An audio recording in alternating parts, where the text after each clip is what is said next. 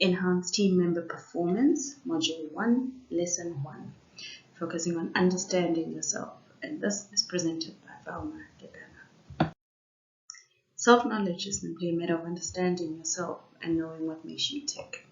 The first step to achieving what you're capable of is to know about yourself. So you want to know your strengths, your weaknesses, and the more you understand yourself, the more powerful any of your self-development activities are going to be. Self-knowledge is and always the key to high achievement. So what you're going to be looking at, and when you're thinking about self-knowledge, is you want to know who are you. So if I'm asking myself the same question, I'm asking myself, who am I? What makes me tick? So ask yourself the question, what makes you tick?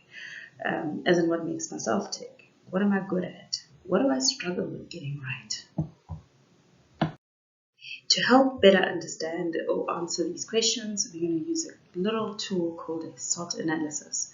So this SWOT analysis, normally you've heard of it when they're talking about doing a SWOT analysis on a business, but we're going to do one on self. This is just a list of your strengths, your weaknesses, and the opportunities and threats. We're going to try to make it as comprehensive as possible using our different roles in our lives, right? We can think big. When we're doing the actual activity, our focus is on our workplace, but you can think big and do this in all aspects of your life.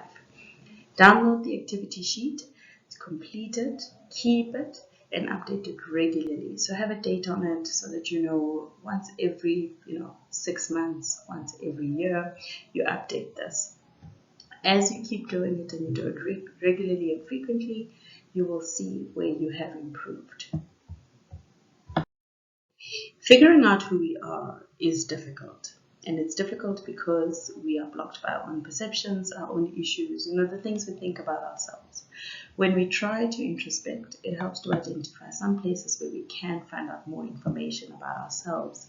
And in these cases, we can look at from a social perspective. So the social perspective is who we are in the context of others around us. Then we can also look at our physical world. This is where we're looking at ourselves, where I have to stand in front of the mirror and I look at myself and I say, I'm tall, I'm this, I'm short, I've got long hair, I've got short hair. That is what we're doing it. It is easier from a social perspective to compare ourselves with others that we think are either better or worse than us. But it's also important that we consider having a look at those people that we consider to be at the same level as us. This comparison has to be a healthy comparison, meaning at the end of doing this comparison, we need to have a healthy perspective, a healthy constructive perspective, so something we can build on to improve ourselves. This is not meant to bash. This is not meant to make you feel sad at the end of it because, oh no, I don't look like that. Oh no, I'm not tall enough. Oh, I'm not good enough. I'm not smart enough. It is purely meant just to see where can I improve. The physical world is also a very difficult one because it forces us to look at ourselves in the mirror. But we can look and see how we look. Am I too tall? Am I too short? Am I too light? Am I too dark? And what are the advantages of being too light, too dark, too tall, too short? Because there's benefit in every single part of our physical aspect.